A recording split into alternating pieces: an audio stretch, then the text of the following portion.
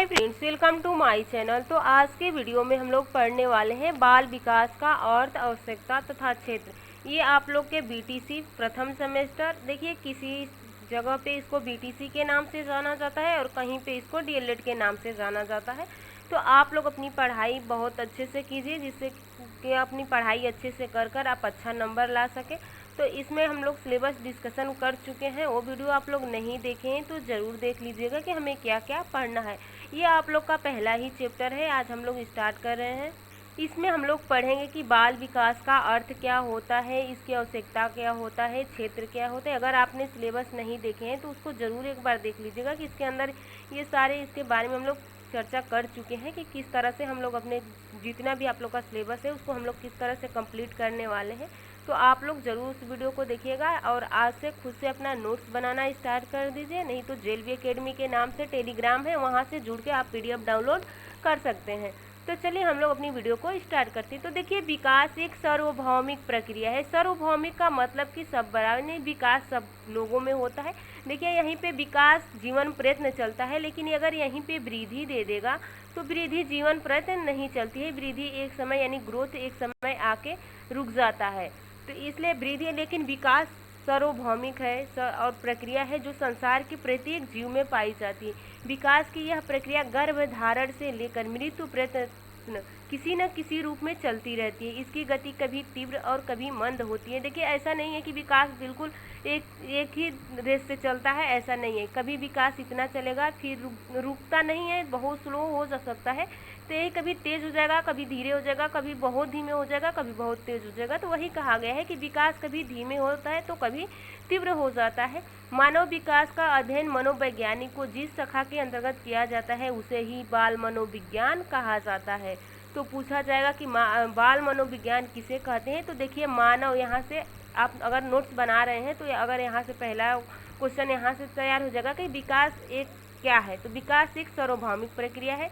दूसरा क्वेश्चन आप लोग का यहाँ से कि मानव विकास का अध्ययन मनोविज्ञान की जिस शाखा के अंतर्गत किया जाता है उसे बाल मनोविज्ञान कहा जाता है।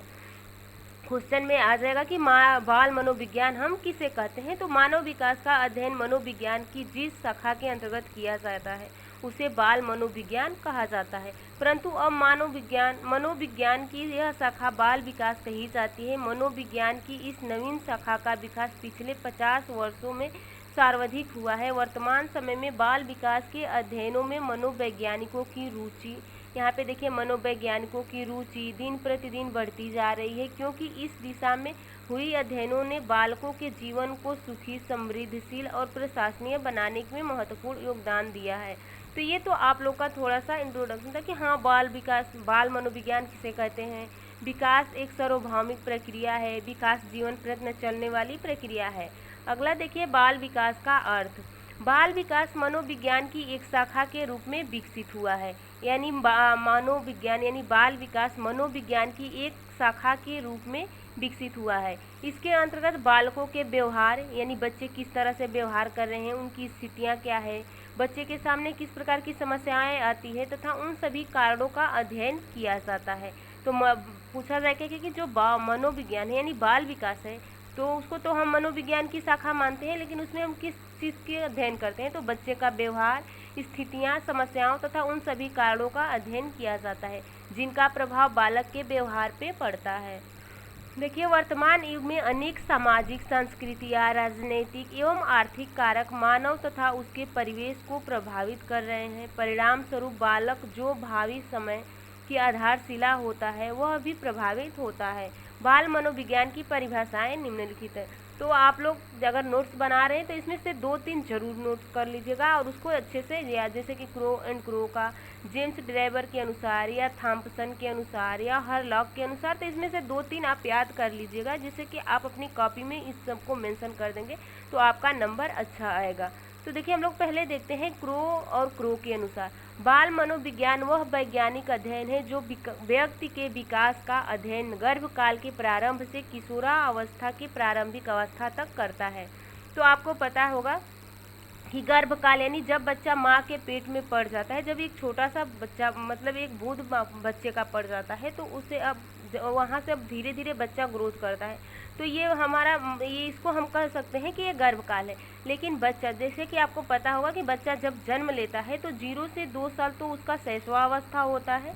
अगर इस चीज़ें से आपको पता है तो अच्छी बात है, नहीं है तो इसको याद कर लीजिए या नोट कर लीजिए। शैशवावस्था आप लोग का 0 से 2 साल होता है। फिर आप लोग का बाल्यावस्था 2 से 2 साल तो ये हो जाता है। 3 से 11 साल तक आप लोग का बाल अवस्था, उसको 2 भागों में बांटा गया है। 3 से 6 हो जाता है यानी प्रारंभिक बाल्य अवस्था, और 6 से या 7 से 11-12 हो जाता है मध्य बाल्य अवस्था। उसके बाद किशोरावस्था। तो यही क्रो एंड क्रो का कहना था कि जो बाल मनोविज्ञान होता है उसमें हम बच्चे के, अगर बच्चा जब गर्भ काल में के प्रारंभ से यानी जैसे ही बच्चे की एक बूंद माँ के पेट में पड़ जाता है और किशोरावस्था के प्रारंभिक अवस्था तक करता है। जीन्स ड्राइवर के अनुसार देखिए, बाल मनोविज्ञान मनोविज्ञान की वह शाखा है जिसमें जन्म से परिपक्वता तक विकसित हो रहे मानव का अध्ययन किया जाता है। परिपक्वता का मतलब वही हुआ कि किशोरावस्था के समय तक लगभग। थॉमसन के शब्दों में देखिए, बाल मनोविज्ञान सभी को एक नई दिशा में संकेत करता है।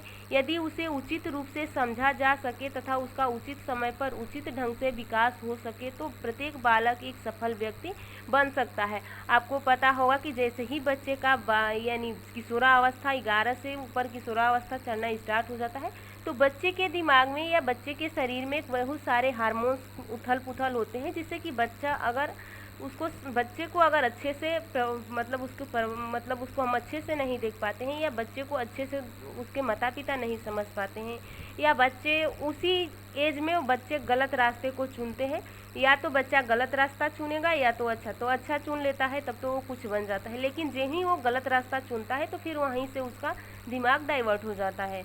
हरलाग के अनुसार देखिए, आज बाल विकास में मुख्यतः बालक के रूप, व्यवहार, रुचियां और लक्ष्यों में होने वाले उन विशिष्ट परिवर्तनों की खोज पर बल दिया जाता है जो उसके एक विकासात्मक अवस्था से दूसरी विकासात्मक अवस्था में पदार्पण करते समय होते हैं।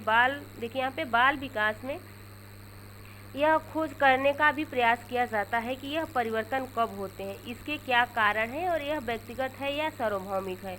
उपयुक्त परिभाषाओं के आधार पर आप लोगों ने इसको समझ ही चुके हैं कि हाँ, जैसे ही बच्चे में जब बच्चा किशोरावस्था में प्रवेश लेता है तो बहुत सारे हार्मोन्स बच्चे के अंदर रिलीज होती है, जिससे जो बच्चे का दिमाग होता है बदल जाता है या उसके दिमाग में उथल पुथल चलने लगती है, तो वो गलत सही का चुनाव नहीं कर पाता है।